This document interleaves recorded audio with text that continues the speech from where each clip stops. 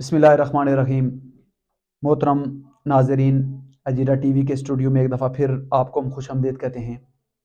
अहकाम शरीयत प्रोग्राम के इस मरहले में इससे कबल हम तहारत पर हम बात कर रहे थे। क्योंकि हमारी तहारत की बात कंटिन्यू है अभी तक, बहुत सारे इसमें ज़ाहिर है डिटेल्स से कुछ चीज़ें होती हैं जिनको डिस्कस किया जाता है।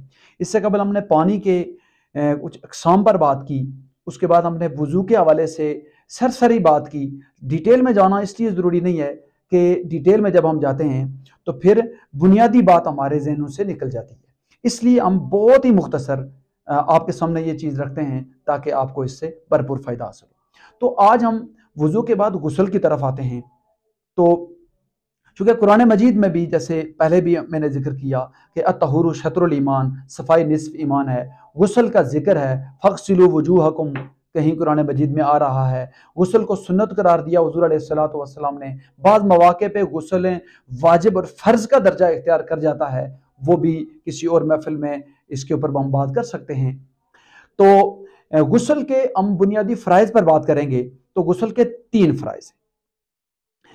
सबसे पहले कुल्ली करना, यानी आपने गुस्ल शुरू करते वक्त हैं, जो ही आपने शुरू करना है गुस्ल, तो कुल्ली करना आपके फ़राइज़ में से एक फ़र्ज़ शामिल है।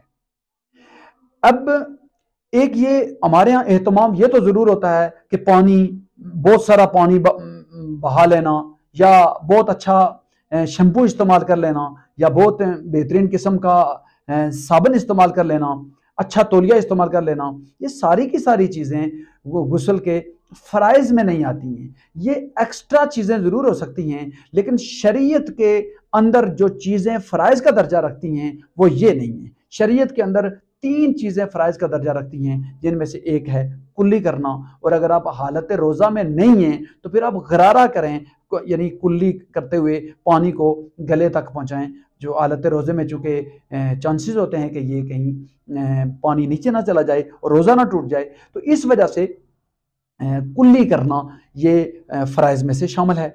दूसरे नंबर पर जो दूसरा फ़र्ज़ है हमारा, वो है नाक में पानी डालना। यहाँ पर आपको ये भी बात मद्देनज़र रखनी पड़ेगी कि नाक में पानी डालते हुए भी एहतियात ज़रूरी है। और बाज़ दफ़ा हम सरसरी नाक में पानी डाल देते हैं और सिर्फ नाक के सामने वाले हिस्से को हल्का सा पानी टच करता है और उसके बाद हमें आगे निकल जाते हैं, तो ये अच्छी बात नहीं है। नाक के अंदर पानी डालना चाहिए और हो सके तो थोड़ा सा सांस को खींचकर पानी को अंदर ले जाएं, वो भी हालत रोज़े के अलावा, और नाक को साफ कर लें। तीसरे नंबर पर जो बहुत ज़रूरी चीज़ है, जिसमें हम लोग सुस्ती कर जाते हैं, और अगर हमें गुस्ल हम पर फ़र्ज़ है तो हम उसमें सुस्ती कर जाएंगे, तो जब तक दोबारा गुस्ल नहीं करेंगे तब तक की जाने वाली जुमला इबादत हमारी वो नाकाबिल कबूल होंगी। और वो है पूरे बदन पर, पूरे जिस्म पर पानी बहाना। ये एक ऐसा फ़र्ज़ है जो कि डेंजरस है, क्योंकि इसमें हम लोग एहतियात नहीं करते। तो चूँकि इंसान के बदन में कुछ आज़ा ऐसे हैं जो ओपन हैं, जहाँ पर आप जो ही पानी डालेंगे तो वो एकदम पानी वहाँ चला जाएगा, लेकिन कुछ आज़ा ऐसे हैं कि जहाँ पर पानी पहुँचाना पड़ता है। मसलन मैंने जैसे आपसे पहले कहा कि उंगलियों के अंदर, बगलों के नीचे, टांगों के दरमियान, नाफ में, ये कुछ ऐसी ऐसी जगह हैं, या पीठ पे, तो इन जगहों पर पानी पहुँचाना पड़ता है। तो याद रखिए कि जो तीसरा फ़र्ज़ है पूरे बदन पर पानी बहाना, इसका मतलब ये होगा कि अगर आपके बदन पर एक बाल भी अगर आपका खुश्क रह गया तो आपका गुस्ल नहीं होगा। और अगर गुस्ल सुन्नत है फिर तो इतनी खतरे वाली बात नहीं है, लेकिन अगर गुस्ल फ़र्ज़ है तो ये खतरे वाली बात इसलिए है कि आपने गुस्ल तो कर लिया, ज़हनी तौर पर आप मुतमईन हो चुके हैं, आप इबादत में लगे हुए हैं, लेकिन वो इबादत अल्लाह के यहाँ काबिल कबूल इसलिए नहीं है कि क्योंकि आपने वहाँ पर सरसरी गुस्ल किया है। लिहाजा इस चीज़ का एहतमाम ज़रूरी है।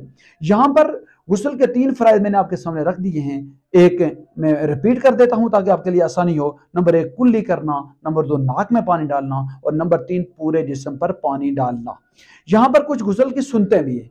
गुस्ल की सुन्नतें क्या हैं कि हाथों को पहले धो लेना, उसके बाद इस्तंजा कर लेना, उसके बाद यानी पाकी हासिल करने के लिए नियत कर लेना, और एक गुस्ल की सुन्नत है वुज़ू कर लेना। यहाँ पर एक सवाल है जो अक्सर औकात लोग हमसे पूछते भी हैं और अक्सर उलमा इकराम से पूछते भी हैं कि जी क्या गुस्ल से पहले वुज़ू करना उसकी क्या हैसियत है।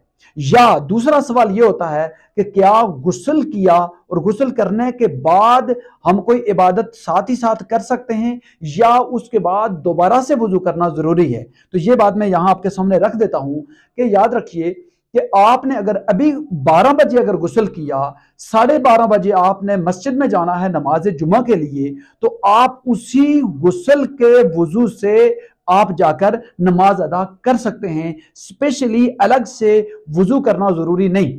لیکن اگر آپ غسل کرنے کے بعد آپ کا وضو اگر ٹوٹ چکا ہے تو پھر اس کے لیے آپ کو وضو کرنا پڑے گا، اور اگر آپ کا وضو نہیں ٹوٹا تو آپ اسی غسل سے وضو بھی کر سکتے ہیں، اسی نماز بھی ادا کر سکتے ہیں۔ یہاں پر طہارت کے بنیادی بہت سے چھوٹے چھوٹے اور مسائل آتے ہیں جو کہ گائے بگائے ہم آپ سے ڈسکس کرتے رہیں گے، لیکن یہ میں فرائض کے درجے میں ان باتوں کا آپ کے سامنے ذکر کیا گیا ہے۔ امید کرتے ہیں کہ آپ لوگ اس سے مستفید بھی ہوں گے اور اپنی فیڈ بیک ہمیں لازمی دیتے رہیں گے۔ سوشل میڈیا پہ ہمارے اس چینل کو آپ سبسکرائب بھی کریں گے اور اس کو شیئر بھی کریں گے۔ کیبل ناظرین سے اور سوشل میڈیا کے سارے ناظرین سے میری ریکویسٹ ہوگی کہ آپ لوگ ضرور اس میں انوالو ہوں اس معاملے میں، اور ساتھ ہی ساتھ اگر کوئی آپ کا کوسچن ہے تو آپ وہ واٹس ایپ پہ آپ کو ایک نمبر موجود ہوگا، اس نمبر پر آپ واٹس ایپ پہ ہم سے کوسچن کریں، انشاءاللہ نیکسٹ کسی پروگرام میں آپ کے کوسچن کا آنسر بھی دیا جائے گا۔ کوسچن لکھنے سے پہلے، کوسچن کرنے سے پہلے آپ سے ریکویسٹ ہوگی کہ اپنا نام، اپنے علاقے کا نام بھی ہر صورت میں بتائیے گا، تاکہ ہم آپ کے نام کے ساتھ اس کو کوسچن کو اس کا آنسر دیں اور باقی لوگوں کو موٹیویشن بھی ملے۔